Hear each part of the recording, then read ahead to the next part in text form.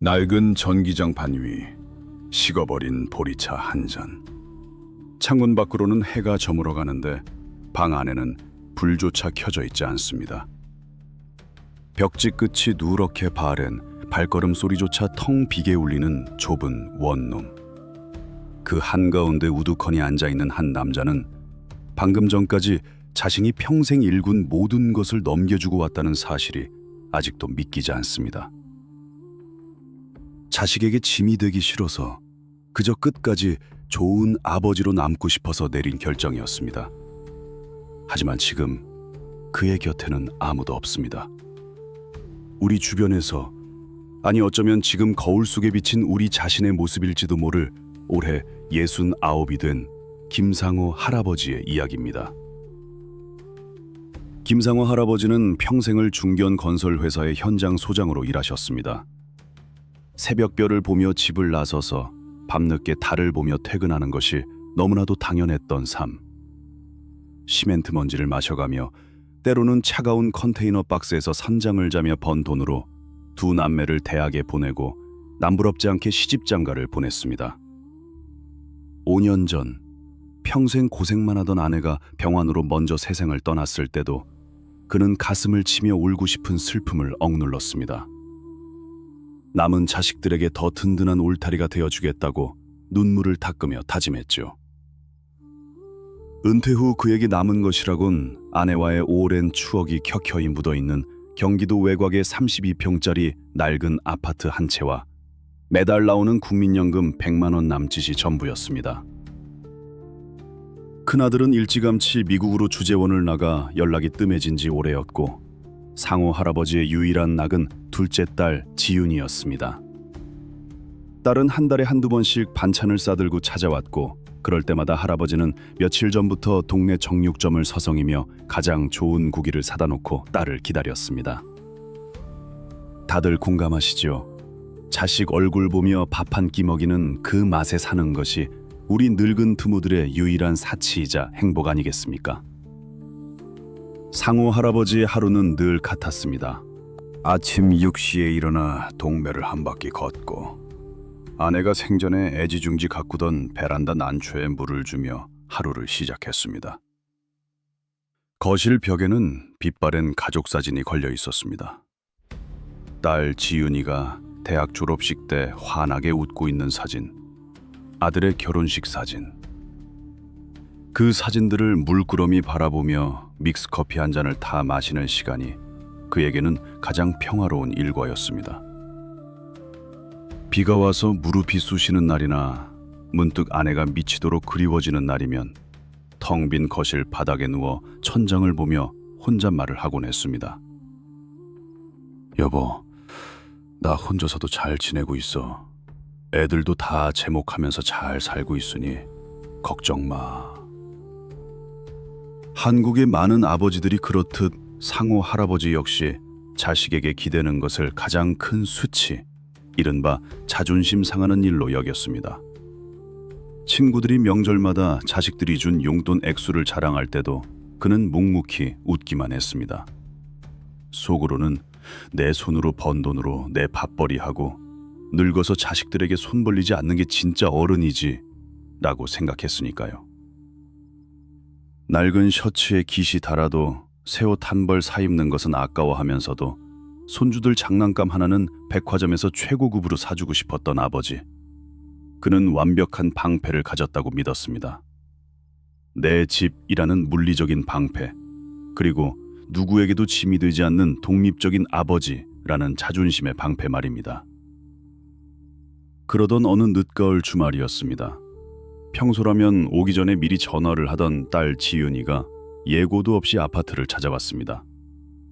양손에 반찬통을 가득 들고 오던 평소와 달리 딸의 손은 텅 비어 있었고 표정은 금방이라도 울 것처럼 굳어 있었습니다.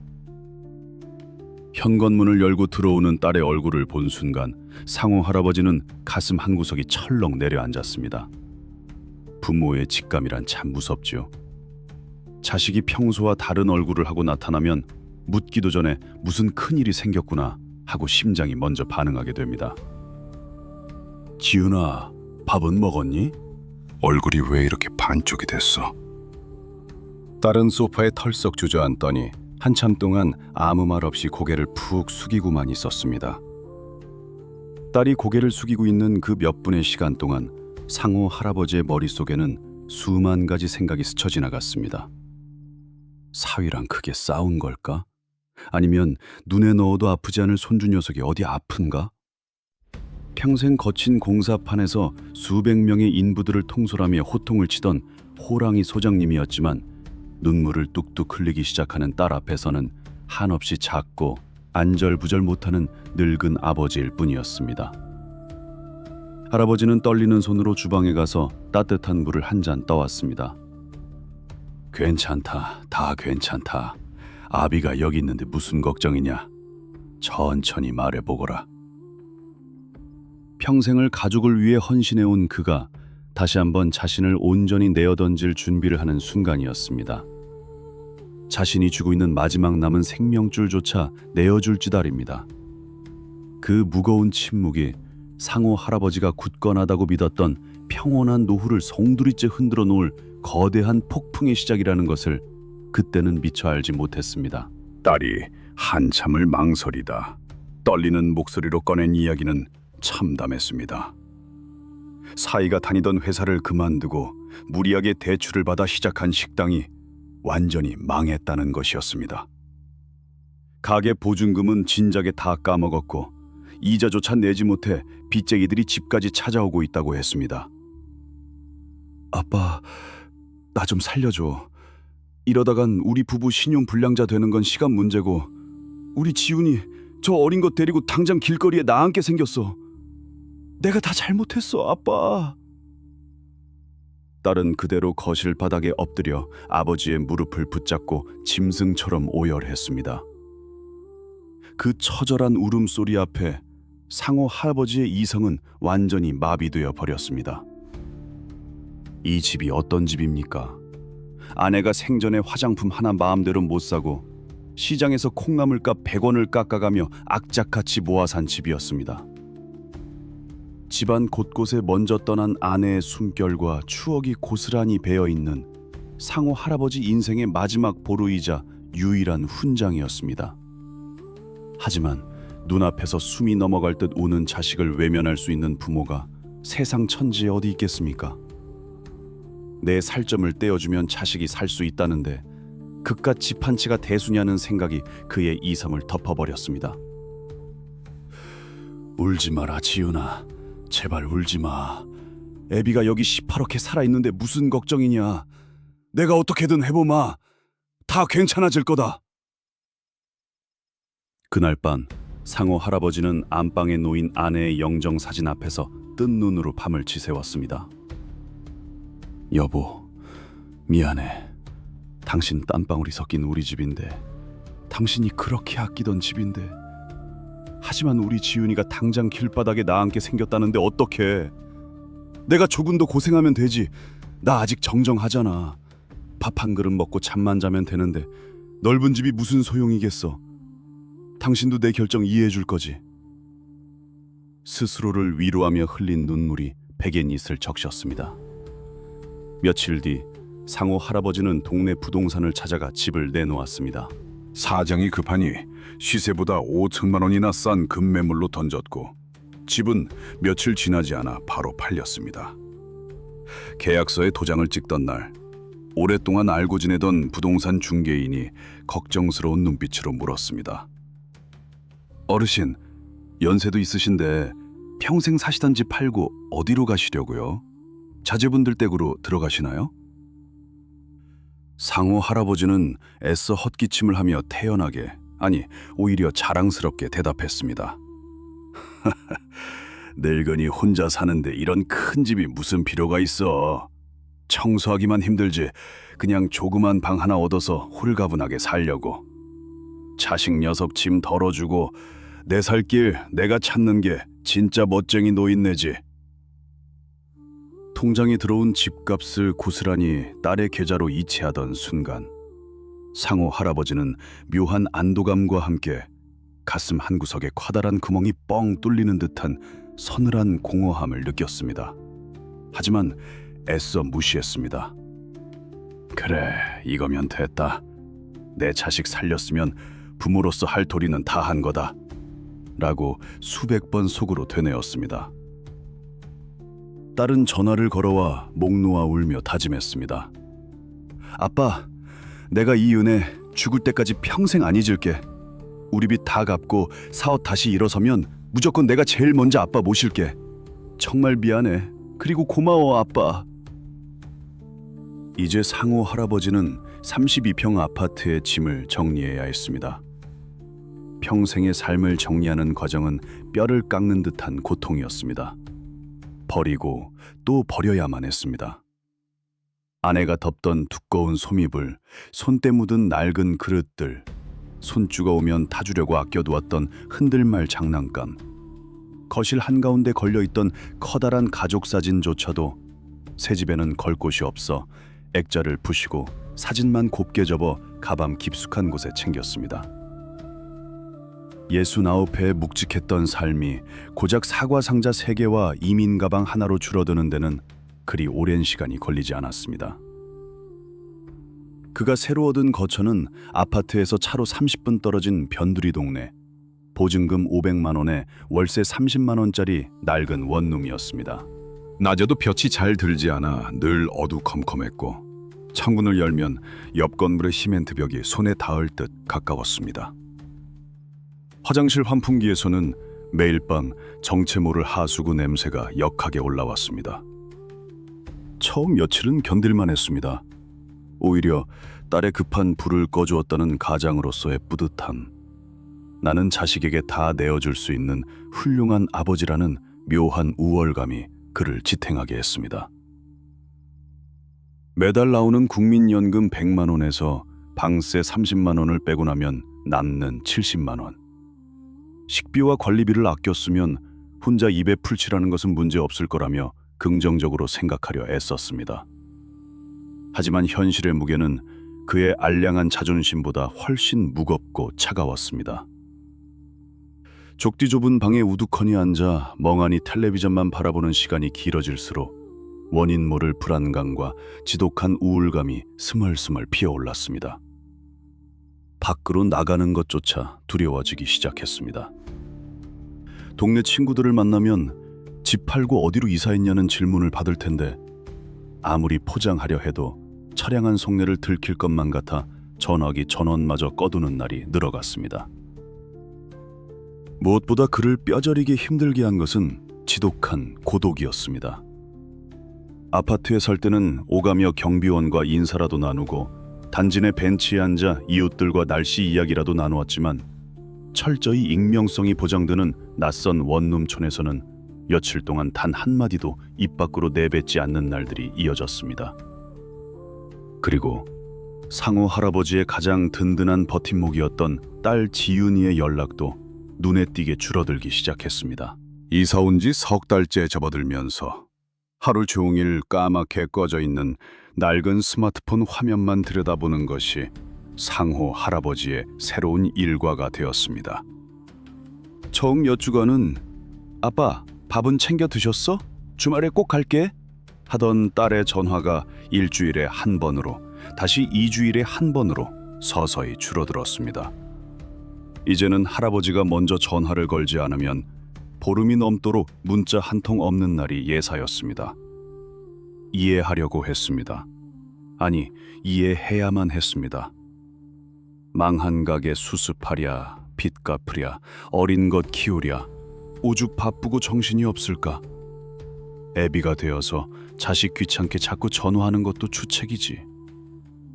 할아버지는 스스로를 다독이며 전화기 위로 올라가는 손가락을 하루에도 몇 번씩 꾹꾹 눌러 참았습니다. 가끔 어쩌다 통화가 연결되어도 수화기 너머 딸의 목소리에는 항상 날이 서 있었고 피곤함이 잔뜩 묻어났습니다. 아빠, 나 지금 손님 응대 중이라 바빠. 이따 저녁에 다시 걸게. 쫓기듯 끊어진 전화.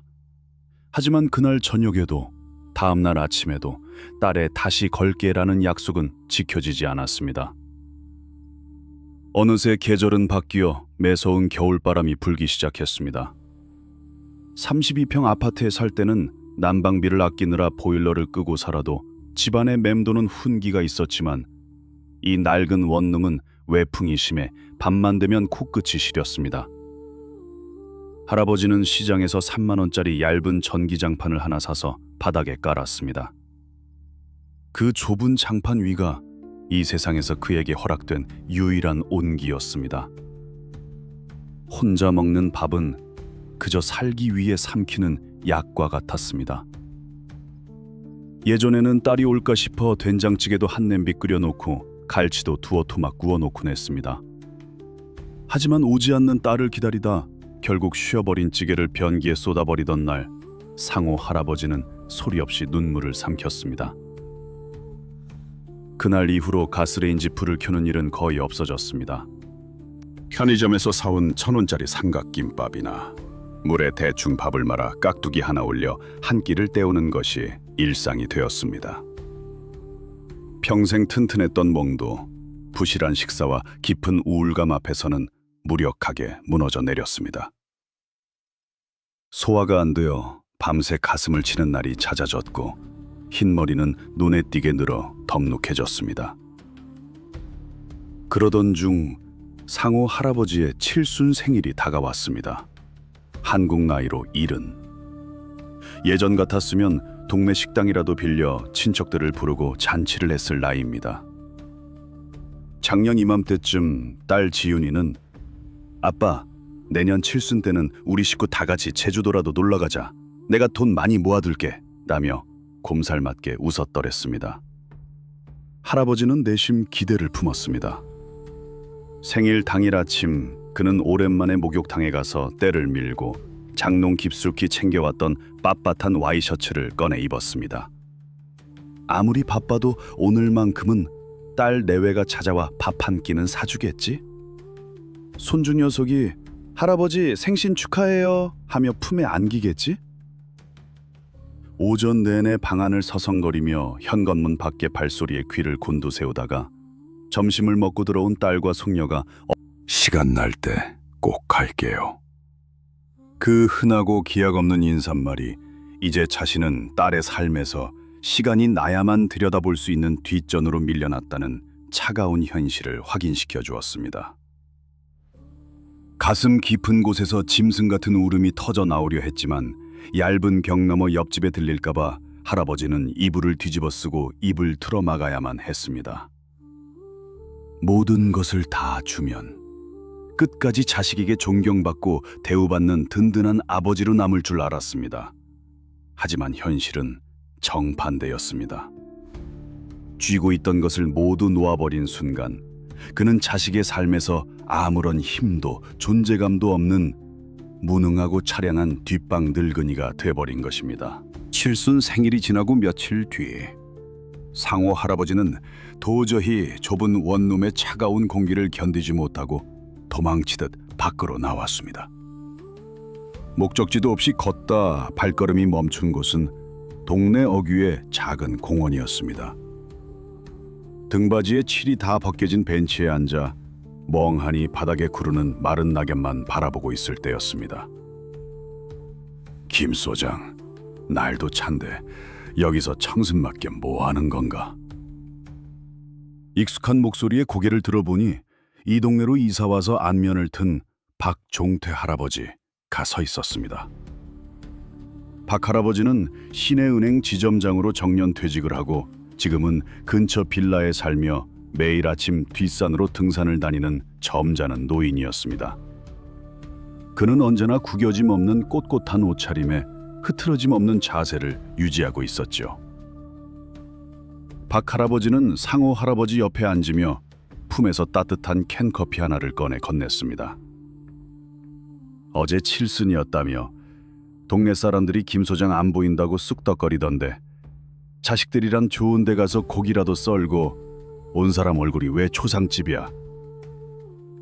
상호 할아버지는 흠칫 놀라며 애써 얼굴에 억지 웃음을 지어 보였습니다. 남에게 흠잡히기 싫어하는 늙은 아버지의 오랜 습관이 튀어나온 것입니다. 아이고, 말도 마시오. 우리 딸내미가 요즘 식당 다시 일으켜 세우느라 눈코 뜰 새 없이 바빠서 내가 오지 말라고 신신당부를 했지 뭐요. 부모가 돼서 자식 앞길 바쁜데 발목 잡으면 쓰나 내가 집 팔아서 빚 갚아주고 홀가분하게 여기로 온 건 박지점장도 알잖소. 내 한 몸 조금 고생해서 자식들 잘 살면 그게 부모 행복이지 뭐 별거 있어. 상호 할아버지의 자랑 아닌 씁쓸한 변명을 묵묵히 듣고 있던 할아버지는 캔커피를 한 모금 마시더니 짧게 혀를 찼습니다. 그리고 평소에 점잖은 말투와는 다르게 벼락 같은 그러나 너무나도 차갑고 뼈아픈 한마디를 던졌습니다. 김 소장, 아직도 정신 못 차렸구만. 자식한테 피 같은 재산 다 내어주면 죽을 때까지 희생적이고 훌륭한 아버지로 존경받을 줄 알았지? 상호 할아버지는 정국을 찔린 듯 당황하여 아무 말도 하지 못했습니다. 박 할아버지는 차가운 눈으로 앞을 응시하며 말을 이었습니다. 착각하지 마시오. 늙어서 돈 없고 힘없는 부모는 자식한테 그저 피하고 싶은 무거운 짐일 뿐이야. 효도? 물론 자식들이 부모 사랑하는 마음이야 다 있겠지. 하지만 그 마음을 끝까지 유지하게 만드는 힘이 뭔 줄 아나? 바로 부모가 쥐고 있는 뒷배, 즉 재산이야. 아무리 그래도 너무 삭막하게 말씀하시는 거 아니오? 상호 할아버지가 기어들어가는 목소리로 항변했지만 박 할아버지의 말은 멈추지 않았습니다.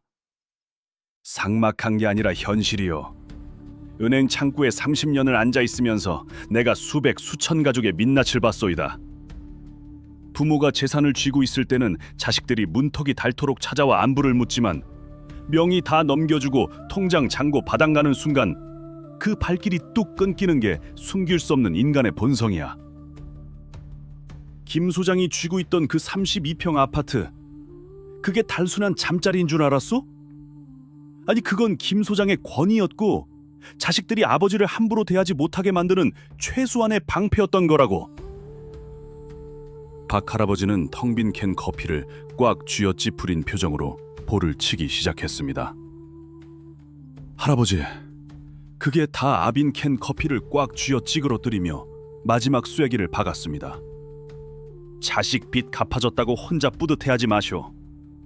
김 소장은 자식을 구한 게 아니라 자식에게 짐이 되어버릴 스스로의 노후를 시궁창에 던져버린 거니까. 다 내어주는 순간 자식은 고마워하는 게 아니라 늙고 무능해진 아비를 만만하게 보기 시작하는 거요. 지금 당장 김 소장이 아파서 쓰러져 보쇼. 딸내미가 자기 살기도 바쁜데 기꺼이 병원비 내고 병수발 들 수 있겠소? 결국 김 소장은 딸에게 돈을 준 게 아니라 훗날 딸에게 가난한 부모를 책임져야 하는 무서운 굴레를 씌워버린 거라고. 마치 커다란 망치로 머리를 얻어맞은 것 같았습니다. 상호 할아버지는 반박할 말을 찾지 못해 거칠어진 입술만 부들부들 떨었습니다. 박 할아버지의 말이 너무나도 잔인하고 시리도록 아팠지만 단 한 글자도 틀린 말이 없었기 때문입니다. 자신은 든든한 방패막이가 되어주는 좋은 아버지가 되고 싶었을 뿐인데 결과적으로는 스스로의 방패를 잃고 자식마저 벼랑 끝으로 몰아넣는 가장 어리석은 선택을 했다는 사실. 그 잔인한 진실을 그제야 뼈저리게 깨닫고 있었습니다. 매서운 겨울바람이 그의 낡은 겉옷 틈새로 파고들며 억지로 부여잡고 있던 마지막 자존심마저 꽁꽁 얼어붙게 만들었습니다. 공원을 빠져나와 좁고 어두운 원룸으로 돌아오는 길. 상호 할아버지의 발걸음은 마치 진흙탕에 따진 것처럼 천근만근 무거웠습니다. 박지정장이 던진 시퍼런 칼날 같던 그 말들이 귓가에서 떠나지 않고 맴돌았습니다. 닐려서 돈 없고 힘없는 부모는 피하고 싶은 짐일 뿐이다. 자식에게 가난한 부모를 책임져야 하는 무서운 굴레를 씌워버렸다.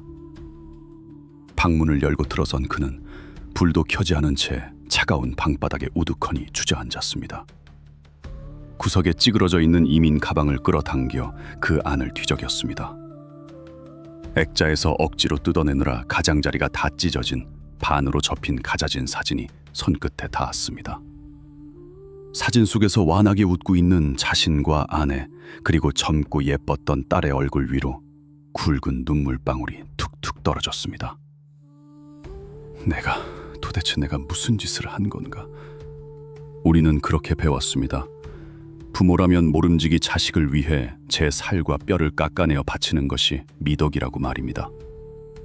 내 입에 들어가는 것은 아까워도 자식 입에 들어가는 것은 아깝지 않은 것이 부모의 마음이고, 자식이 벼랑 끝에 서 있는데 내 노후 챙기겠다고 뒷짐지고 있는 것은 부모 자격이 없는 짓이라고 굳게 믿고 살아왔습니다. 상호 할아버지 역시 그랬습니다. 평생 험한 공사판에서 굳은 살이 박이도록 일한 이유도, 아내가 시장통에서 콩나물값 100원을 깎아가며 악착같이 돈을 모은 이유도 다 우리 새끼들 남부럽지 않게 살게 해주기 위해서였습니다. 하지만 현실은 그 눈물겨운 헌신을 비웃고 있었습니다. 상호 할아버지는 딸을 위해 기꺼이 자신의 안전남을 부숴버렸습니다. 그 텅 빈 두 손을 자식의 존경과 사람이 채워줄 것이라 착각했습니다. 하지만 자본주의 사회에서, 아니 냉혹한 현실 세계에서 빈손이 된 늙은 아버지는 그저 아무런 힘이 없는, 언제 내 일상을 무너뜨릴지 모르는 위태로운 시한폭탄에 불과했습니다. 딸 지윤이라고 해서 왜 아버지가 안쓰럽지 않았겠습니까? 하지만 당장 내일 갚아야 할 이자가 산더미고 칭얼거리는 아이 분유값이 부족한 현실 앞에서 멀리 떨어져 혼자 사는 늙은 아버지의 안부는 사치스러운 고민이 되어버린 것입니다. 만약 상호 할아버지가 그 32평 아파트를 굳건히 쥐고 있었다면 어땠을까요?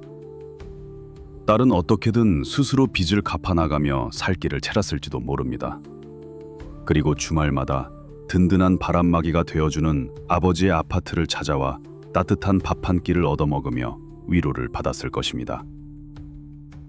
아버지의 집은 딸에게 잠시 숨을 고를 수 있는 쉼터이자 비빌 언덕으로 남아 있었을 테니까요. 하지만 모든 것을 내어준 지금 상호 할아버지에게는 딸을 따뜻하게 안아줄 둥지조차 남아있지 않았습니다. 박 지점장의 말처럼 훗날 상호 할아버지가 큰 병에라도 걸려 눕게 된다면 어떻게 될까요? 그때는 정말로 지옥이 시작될 것입니다. 딸은 빚을 갚느라 허덕이는 와중에 늙은 아버지의 병원비와 요양원비까지 온전히 감당해야 하는 끔찍한 상황에 놓이게 될 테니까요. 자식을 살리겠다고 한 희생이 결국 자식의 숨통을 영원히 조여버리는 족쇄가 될 수 있다는 소름 돋는 진실. 그날 밤 상호 할아버지는 차갑게 식어버린 얇은 전기장판 위에서 짐승처럼 웅크린 채 밤새도록 소리 없는 눈물을 쏟아냈습니다. 먼저 간 아내를 향한 뼈저린 미안함, 자신의 어리석은 오만에 대한 처절한 후회, 그리고 앞으로 홀로 견뎌내야 할 기나긴 시간들에 대한 지독한 두려움이 그의 온몸을 짓눌렀습니다. 하지만 다행스럽게도 상호 할아버지는 그저 눈물만 흘리며 주저앉아 있지는 않았습니다. 다음 날 아침 잿빛 햇살이 비좁은 창문을 뚫고 들어올 때 그는 자리에서 일어나 창문로 세수를 했습니다. 거울 속에 비친 붉게 충혈된 눈을 가진 늙고 초라한 사내를 똑바로 노려보았습니다. 이대로 무너질 수는 없다. 내 자식에게 진짜 짐이 되지 않기 위해서라도 남은 생은 내 힘으로 버텨내야 한다. 그것은 69의 늙은 아버지가 자신의 뼈아픈 실패를 딛고 눈물로 써내려간 새로운 인생의 시작점이었습니다. 가장 먼저 한 일은 휴대전화의 전원을 켜고 며칠째 울리지 않는 딸의 연락처를 화면 첫 장에서 지워버리는 것이었습니다. 딸을 버리겠다는 의미가 아니었습니다. 더 이상 오지 않는 자식의 연락에 목을 매달며 하루하루 감정을 낭비하는 의존적인 뒷방 늙은이로 살지 않겠다는 뼈아픈 다짐이었습니다. 그 길로 상호 할아버지는 동네 노인 일자리 지원센터를 찾아갔습니다. 평생 수백 명의 인부들을 지휘하며 호통을 치던 호랑이 소장님이 이력서 한 장을 들고 쭈뼛쭈뼛 낯선 상담 창구 앞에 섰습니다. 어르신, 지금 당장 하실 수 있는 건 초등학교 앞 횡단보도 교통정리나 공원 쓰레기 줍는 공공근로밖에 없는데요. 괜찮으시겠어요? 한 달에 30만 원 남짓 손에 쥐는 일입니다. 과거에 꼿꼿했던 상호 할아버지였다면 자존심이 상해 당장 문을 박차고 나왔을지도 모릅니다. 하지만 그는 주먹을 꽉 쥐고 묵묵히 고개를 끄덕였습니다. 무슨 일이든 주시면 열심히 하겠습니다. 내 몸 움직여서 땀 흘릴 수만 있다면 아무래도 좋습니다. 그날부터 상호 할아버지의 일상은 완전히 바뀌었습니다. 아침 일찍 일어나 형광조끼를 입고 초등학교 앞 건널목에서 깃발을 흔들었습니다.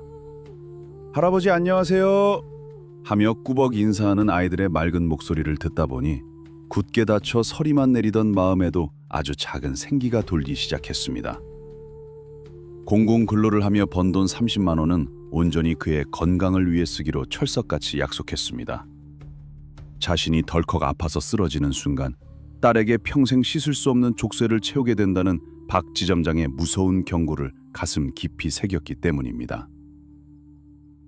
동네 시장에서 싼 컵라면 대신 싱싱한 두부와 시금치를 사와서 직접 국을 끓이고 매일 저녁이면 낡은 운동화 끈을 동여매고 동네 학교 운동장을 1시간씩 꼬박꼬박 걸었습니다. 비록 돌아갈 곳은 좁고 냄새나는 원룸이었지만 그의 눈빛만큼은 아파트를 팔던 그날보다 훨씬 단단해져 있었습니다. 우리 어르신들, 여기까지 들으시며 어떤 생각이 드십니까?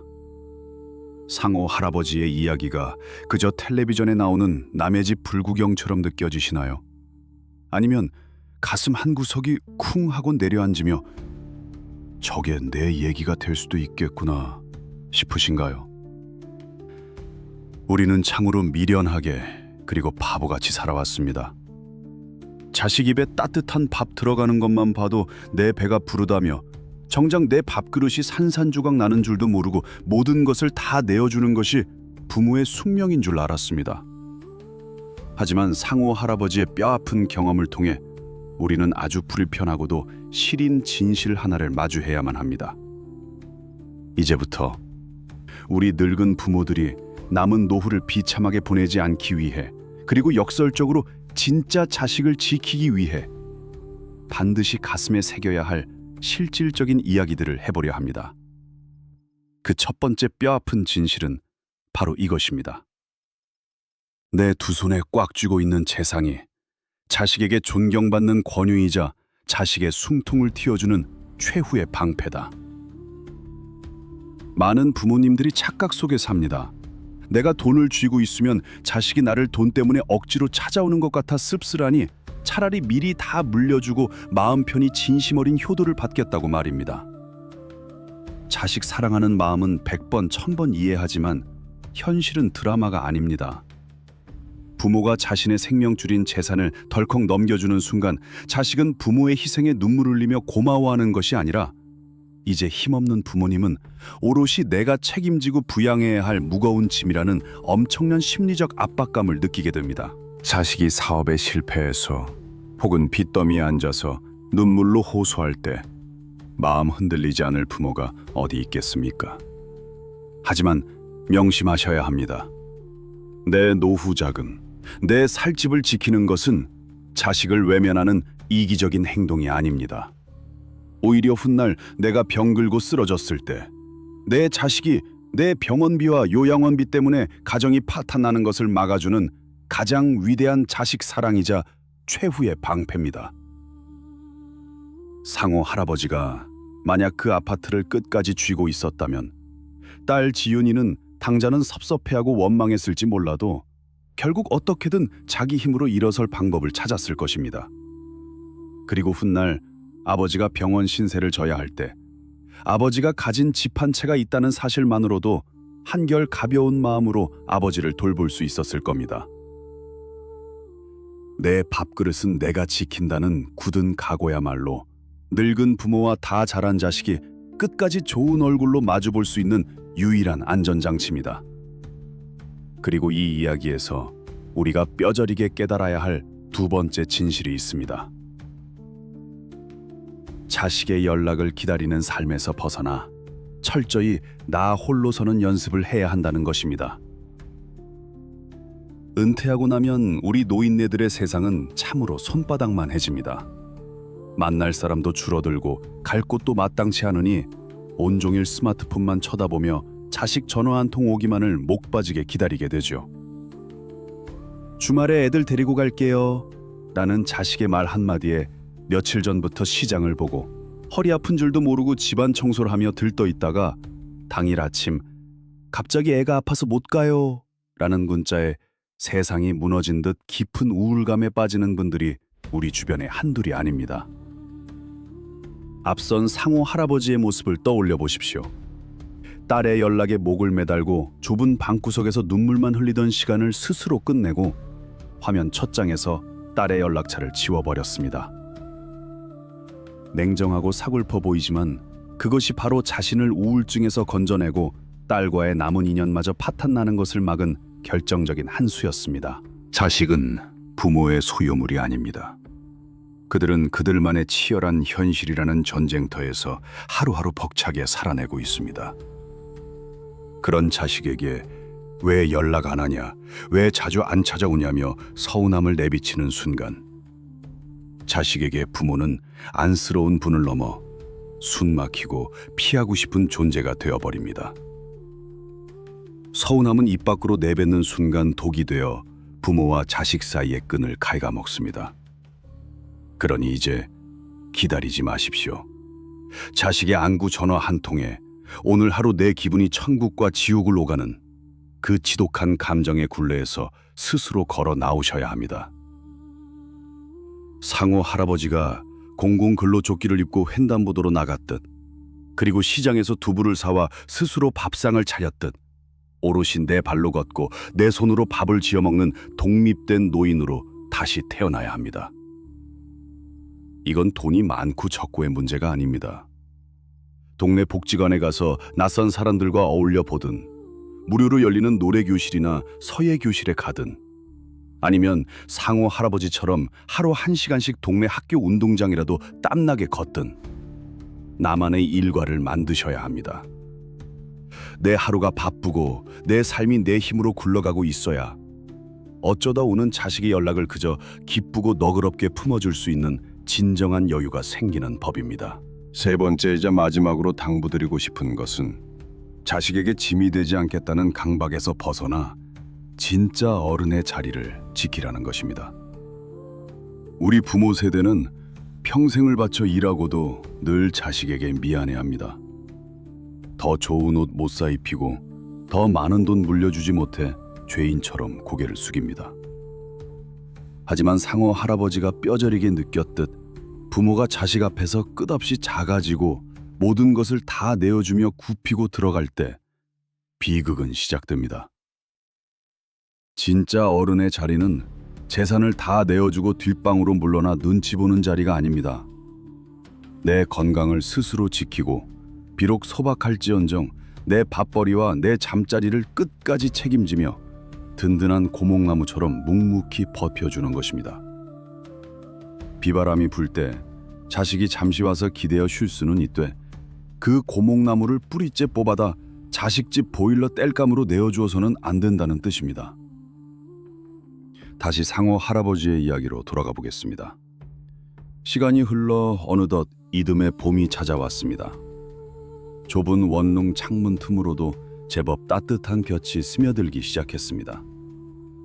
상호 할아버지는 여전히 형광조끼를 입고 횡단보도에서 아이들의 안전을 지키고 있습니다. 예전처럼 삼각김밥으로 끼니를 때우지도 않고 주말이면 박 지점장과 함께 근처 뒷산으로 등산도 다닙니다.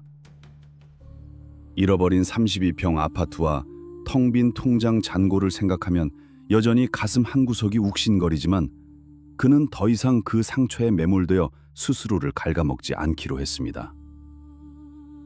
얼마 전 참으로 오랜만에 딸 지윤이에게서 전화가 왔습니다. 아빠, 나야. 그동안 연락 못해서 정말 미안해. 가게는 이럭저럭 이자 내면서 버티고 있어. 아빠는 밥 잘 챙겨 드시고 계셔? 예전 같았으면 목이 메어 아무 말도 못하거나 왜 이제야 전화했냐며 서운함을 토로했을지도 모릅니다. 하지만 상호 할아버지는 베란다 창틀에 새로 심어둔 작은 상추 화분을 쓰다듬으며 그 어느 때보다 평온하고 단단한 목소리로 대답했습니다. 그럼 아비는 아주 잘 지내고 있다. 매일 운동도 하고 밥도 내 손으로 아주 맛있게 지어 먹어.